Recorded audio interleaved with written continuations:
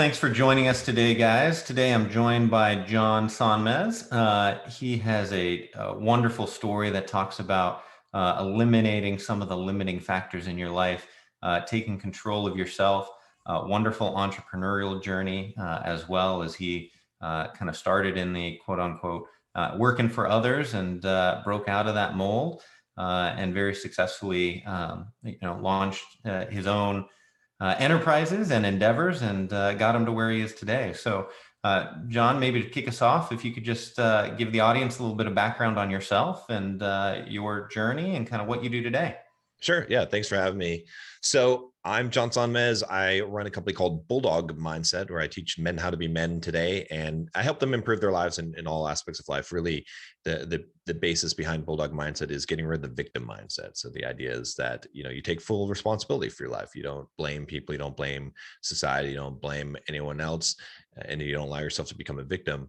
And especially in the financial realm, right? So many guys today, they want excuses. They use excuses to say why they're not where they are, where they want to be financially.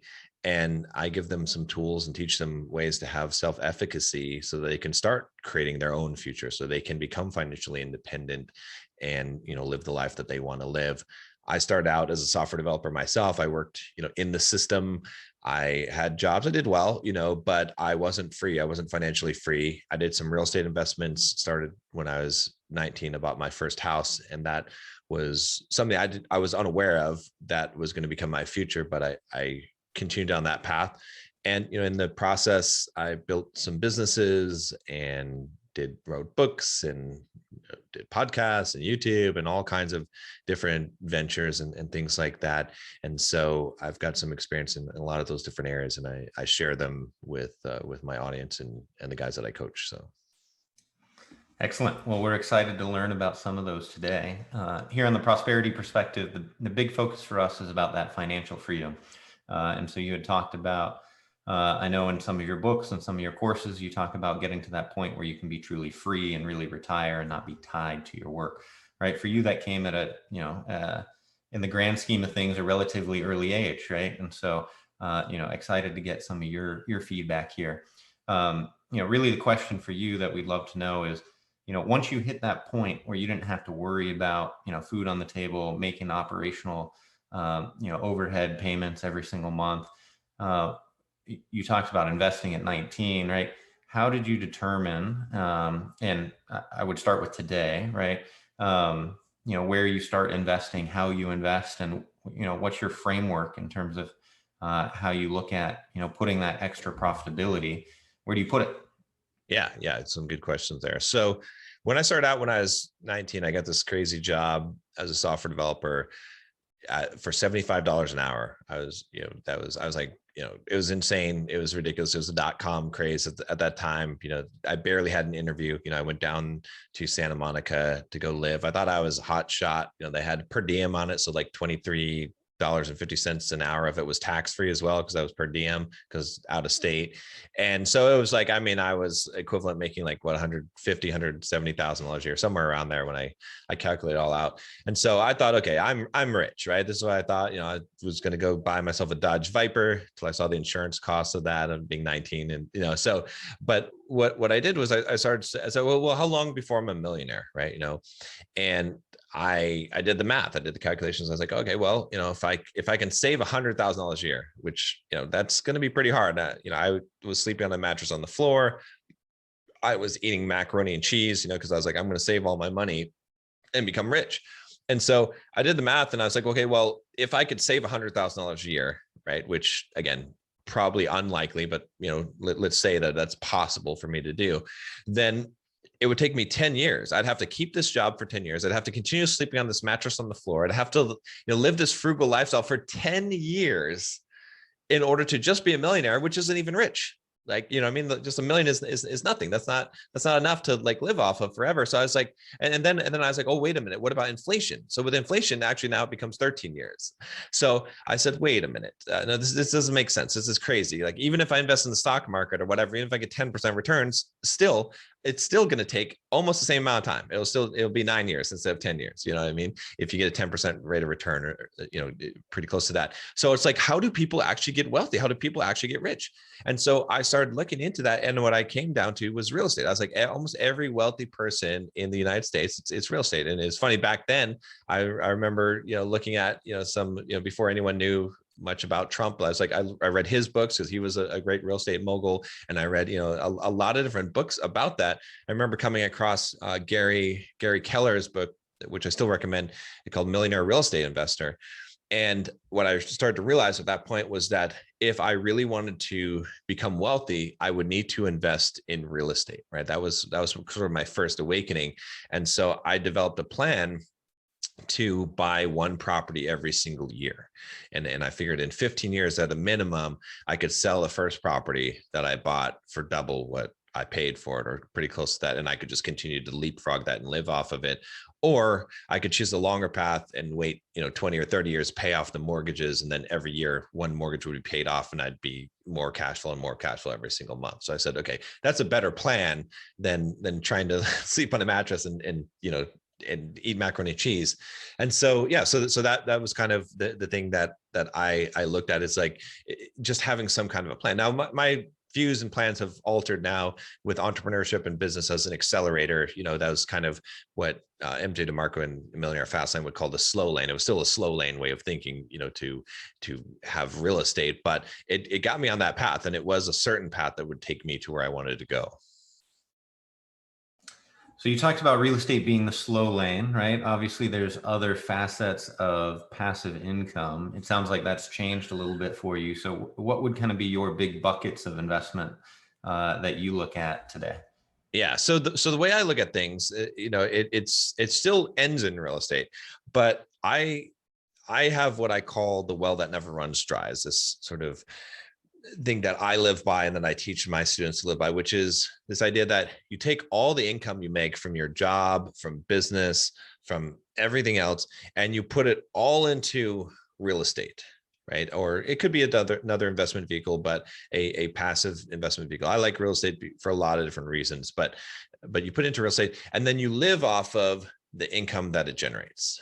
Okay. And then what happens is when you get that, it's like getting a siphon going, it creates that cycle where now all of this money is getting dumped in real estate. And then you have this well that you use it every month. You can spend all the money that you make from passive real estate. Like, you should spend it all, because there's no reason to not spend it all, but it refills the next month. And so it refills the next month.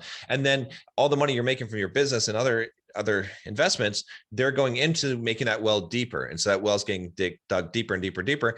And then your lifestyle increases because you can spend more money, and you can do that comfortably because you're optimizing what you're doing. So I look at still real estate as that staple. But then as far as how do you make the money, right, to put into that, to dig that well, the number one is business, right? And you could say that's not an investment, but investing in building your own business or investing in yourself, that has the highest return possible. That's number one, the best investment you could possibly make, because that has 1,000x, 10,000x returns, that if you can do that.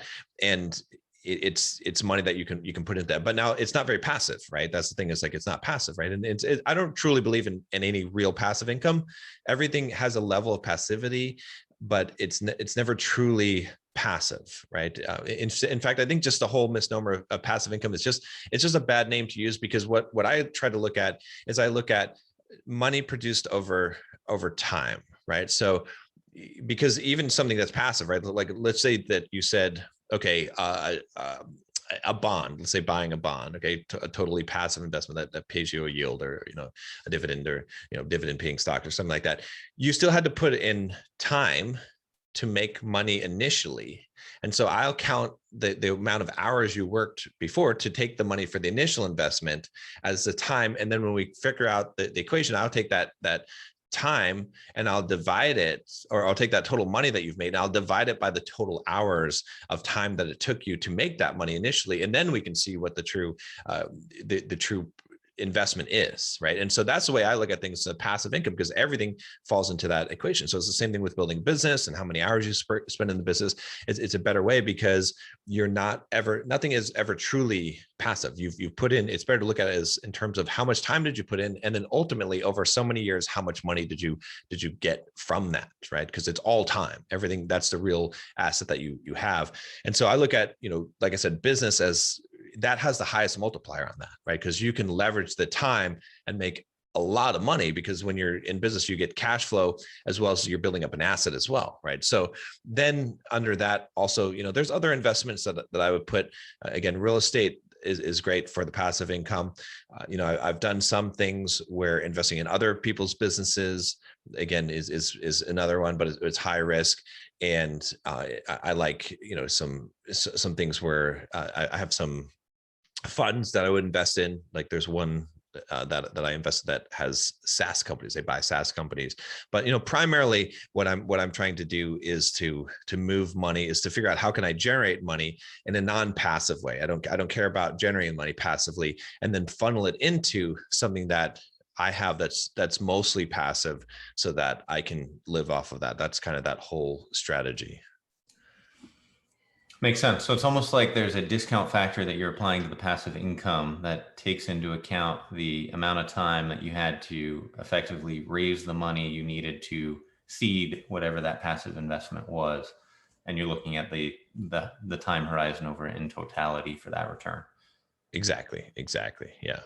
And Makes then sense. some of it adds up, it's like, then you could look at things like real estate investment. And it's like, well, okay, with all the properties that I own, I spend, I don't know, like a couple hours a month managing the properties. So I have property management companies, which is part of the fee. So when I look at the profitability of that, I still have to say, okay, well, I'm making all this money, but then it's 3 hours a month. So it's not a lot, right? The initial money, I look at the time I invested into that, but that's how I look at it in terms of passivity, because it's not truly passive. It's not like I can just like do nothing, right? But at the same time, I'm not doing much. I have a little bit of time that I'm continuing to invest, but I'm getting a far greater yield on that time. And it becomes more profitable over time as I invest the same amount of time, but have a greater leverage on the return that I'm getting. So Going to dive a little deeper, a little technical on the real estate side.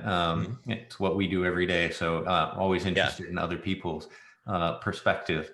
It sounds like today you've got rental portfolios, cash flowing, right? Using that cash flow to refill that well every single month. When you get started though, right, you've got that nut for the down payment, right, becomes less, right? So how do you balance playing for appreciation in the beginning versus playing for cash flow? And what did that transition look like for you over, your investment in real estate? Yeah, good question. So I look at it as a knob. I always tell the guys I coach that there's this knob, and you can turn it to the left as it's leverage, and then on the right is cash flow. Okay, and you can choose anywhere you want that knob to be. When you're beginning, you should go to leverage as much as possible, because you can always convert net worth into cash flow at any time, right? If you give me X number of dollars, I can convert that into cash flow. I could do it in multiple ways. I could do it by buying real estate cash, and then I have high cash flow from that, or I could do it by buying dividend yielding stocks, or I could do it by buying bonds, or whatever it is. I can get some kind of return on my money. So my goal for investors is for them to increase their net worth as much as possible until they hit the point where they need cash flow, they want cash flow, and then they can decide if they want to be financially free. As opposed to, I think a lot of people, they start out investing, they're like, I need cash flow. And it's good to think in terms of an investment in terms of cash flow. I still think of it, right? So my primary criteria I use for investments is cash flow, right? I don't look at, what I call speculation, right? So in my definition, speculation is anything that requires a future event to occur for you to make money. Whereas an investment is something that doesn't require a future event. Right now, it's still good.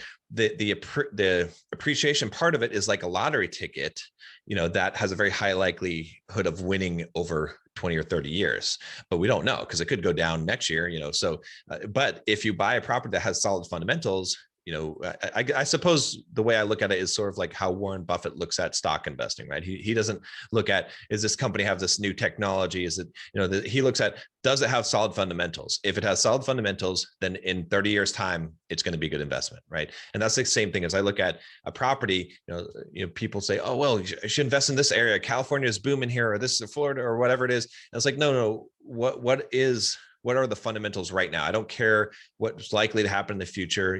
That's a minor detail. I want to know, how much rent does it bring in? What is the mortgage I'm going to pay on this? What are the expenses? And then if that's a solid deal, I'm going to buy that deal and put a 30-year fixed loan on it. I'm not going to do any kind of fancy mortgages or anything like that, because I know that it's producing a profit for me, because I'm going to eventually make money in their long run through leverage appreciation. So that's kind of the idea. It's like, I'm just holding on to something that's got good fundamentals, so that in the long term, the leverage appreciation is what gets me, makes me rich over time. And so I look at things from that perspective. And I always want investors to focus on turning the knob to leverage first. And then, when you want to become financially free, then you can turn that knob, maybe you turn the knob halfway. So you have properties where you have a 50% equity in it. And then now you're getting enough cash flow that it covers your basic living expenses. So you don't have to work a regular job, but you're still getting that leverage, so that over time you're still building up that net worth. But you have to kind of think about also in terms of, what is your long-term goals, right? I just read a book called Die with Zero. And he made some really good points. It's like, okay, well, you can be like, okay, I'm building up this huge pile of cash, but at some point, maybe you just want to turn it all to cash flow and live a good life, right? That's what I did. I didn't realize I didn't need to, because I'm running businesses now and stuff like that. But hey, it's a potential, right? And a lot of people don't think about that. They don't see, like, what is the end goal that you're trying to accomplish with the real estate? For me, it's like, okay, well, I want to build enough net worth so that I can have a cash flow that I can live off of and not have to work if I don't want to. And so how do we get there? Well, we get there by increasing our net worth as much as possible, and then reaching a point where, for most people today, I would say, if you have $3 million worth of net worth, then you have about $150,000 a year worth of cash flow. That's pretty much guaranteed. You get a 5% rate of return, guaranteed. It's easy to do. And then that's going to let you live like a king, right? So that's kind of the goals for most people. That's kind of the default. It's okay, you need $3 million. Fascinating for me. Clearly, you have dug deep into understanding different investment strategies and financials, right? That I'm guessing didn't start, as you were a software engineer coming out of Idaho, I believe. So it's always cool to see how people have gotten rid of the victim mindset, right? Embraced going after the knowledge and kind of built it themselves. So inspiring, I would say. You talked a bit about investing in your company, investing in yourself, the 1,000-fold return there, right? And then also, for you, it's real estate. How do you balance the two in terms of where you put the investment? What's the trade-off? So there's always trade-offs, right? But how do you know which one you want to push on at any given time? Yeah, that's a good question. I think, I look at it in terms of, where am I going to see the greatest return right now, right? At this point, right? So if I can put money in business, see, the problem with like putting money in business is that it's sort of limited in terms for most business, right? So if I have $100,000 right now, what can I do to put that into my business, right? That I know will produce growth. Right now, the way I'm standing with the way I operate my business, there's not a lot. In fact, I had a call with someone, and they wanted to invest in my business. They wanted to do like this thing where they take like YouTubers public and stuff like that. And it seemed like a great concept, but I was like, if you give me $1 million right now, I don't know what I'm going to do with $1 million in my business. I don't need it. I've got money in the bank account right now. I got $500,000. Like if I could deploy it profitably to my business, I would do it. But I don't know. I mean, I'm sure I could deploy it to some degree that would be profitable, but I don't want to ever like try to figure out how can I stuff money into the business to make money out of it, unless it's an obvious thing. So there's certain times where it is obvious, where, okay, I'm going to hire this person. I hire this copywriter. It's going to help improve my sales, and I can measure that thing. But I think a lot of people sometimes make the mistake of just like, okay, let me just reinvest all the money back into the business. There's actually a really good book called Profit First by, I think it's Mike Kalowitz, and it talks about this idea. It's like you should take your profit out of the business, right? Because it's not always that you can just reinvest it and be profitable. I think some people just go on hiring sprees. They're like, if we just hire more people, if we get bigger, we'll make more money. And to some degree, that's true. You might make more gross revenue, but you're not going to make more profit.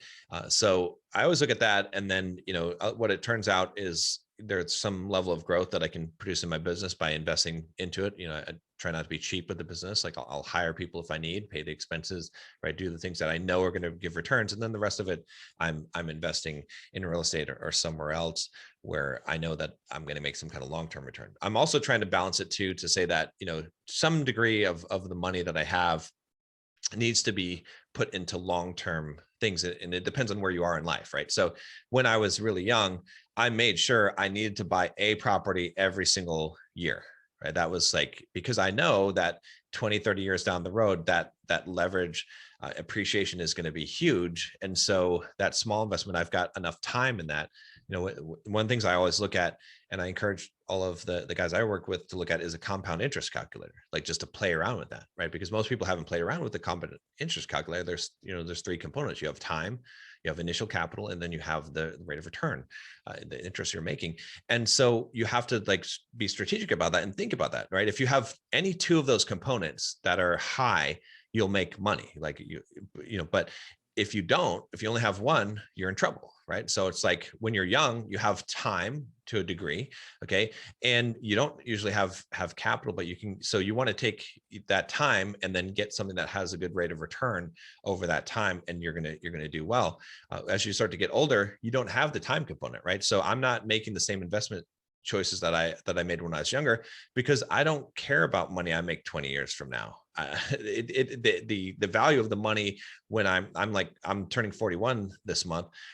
At this is my time to spend the money and to enjoy the money and to get the most out of it, like 30 to 50, right? After that, it's the money loses its utility value, right? So, if right now, if I have a choice, if it's like, John, if you invest $500,000 now, and then in 20 years, or let's say 20 years, I'll give you $3 million. I'm not going to make that choice. I would rather spend the money now and enjoy that money than get $3 million 20 years from now, when it's not as valuable to me and the utility value. But if I were 20 years old, I would absolutely make the choice. I'd be like, okay, yeah, let's do that for sure, because it makes a lot more sense. So I think, and I think a lot of people don't really think about this in terms of investment, is that you have to look at where you are and how much time do you have, and then what is the utility value of money over that time period. Interesting to me is that the perspective and your mindset, right? That the key target to have the maximum amount of cash flow or money to be able to spend for you 30 to 50, which is interesting, right? I think most people just assume it's going to be 65, when I'm retired. And it's different, right? Your body slows down, different lifestyle that you live at that point in time. And you spend your money differently, right? But so that was interesting. As you look back, would you do anything differently when you were younger to set yourself up better for this 30 to 50 window? Yeah, I mean, the biggest thing, and this is what I tell 19-year-old kids who get on my live stream, and then their parents hate my guts after I tell them it, is I tell them, don't go to college, don't get a job.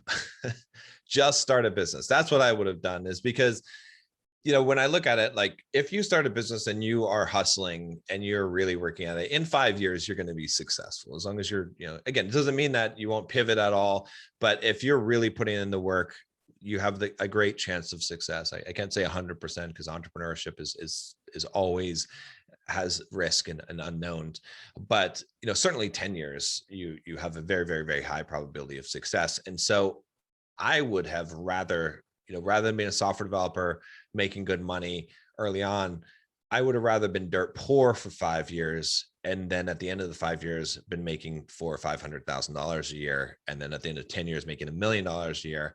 because rather than starting out making $150,000 or $200,000 a year as a software developer for, for that 5 years, right? It'd be a way smarter choice to do it. And then, being independent that whole time, the financial independence would have arrived a lot sooner, and the sky's the limit, right? When I look at investments also, I look at unbounded upsides and bounded downsides, right? And when you look at a job, even a high paying job, it has a bounded upside. It has a bounded downside to a degree, because you can't lose money at working at a job, right? But you're not going to make more than whatever, let's say for software developers today, maybe it's like $300,000 or $400,000 a year, which seems like a lot of money to a lot of people, but it's not a lot of money really, when you think about it. But that's the most. So you can spend your time, and you're not going to start out there, but it's got a bound upside. But if you're an entrepreneur, if you start a business, you have an unbounded upside. You could make $1 million a year. You could make $2 million a year. That's quite possible. And so that's what I would do, is I would just start off, never work for someone else, just work on a business and be, because when I start my businesses, I was like, almost 30, right? I'd be 10 years ahead of where I am right now. With the energy, right? Because remember that those 20s, and the 20s is when you have the most drive and energy, right? So it would have been multiplied. I'd be 5 times more successful than I am right now if I would have started 8 years earlier, basically, or 9 years earlier. And it's much easier to be dirt poor in your early 20s than it is in your 30s and 40s. That's for sure. Yeah. And I tell men too, the same thing. It's like, because a lot of my clients with Bulldog Mindset are men. And I'm like, okay, you're going to be most attractive to women when you're 30 to let's say 40. That's, because you're established, you're a man, right? When you're younger, it's hard. So don't worry then. Just get yourself into a good position when you're in your 30s, and then you have money, and then you got time. You'll be good, so. Yep. What's the most interesting thing that you're working on or is taking your attention today?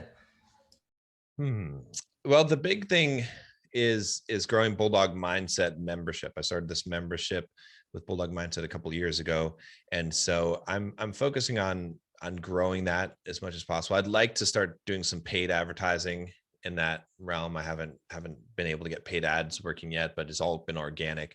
But I'd really like to grow that and to make a really large community of men that have the same kind of mindset and are looking at building financial independence and becoming the best versions of themselves. So that's excellent, and a good segue. What's the best way for the audience to be able to connect and find you? Yeah, best thing is just to go to bulldogmindset.com. When you get there, there'll be a pop-up that asks you if you want to take the Bulldog quiz, which of course you do, because you want to know what your Bulldog score is. So there's just 10 questions, and they're real simple. It'll tell you what your Bulldog score is from 0 to 100. And from there on, I'll send you some information how to raise the score and tell you more about me. So very cool. Well, thanks for joining us today, John. Appreciate your time, and look forward to hopefully some future conversations. Yeah. Thanks for having me.